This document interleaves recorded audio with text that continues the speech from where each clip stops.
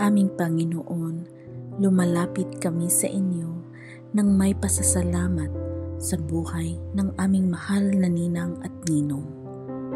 Salamat po sa kanilang pagmamahal at gabay na higit pa sa anumang regalong material.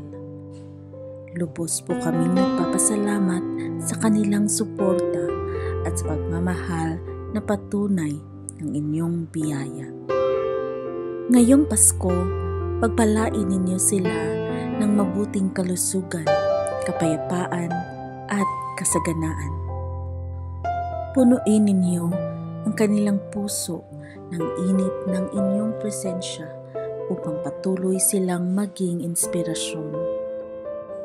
Bigyan ninyo sila ng lakas at karunungan upang magabayan pa ang iba tulad ng kanilang ginawa sa amin. Tulungan po ninyo kaming ipakita ang aming pagmamahal at paggalang sa kanila, hindi lamang ngayong Pasko, kundi araw-araw. Sa ngalan ni Jesus, ito po ang aming panalangin. Amen.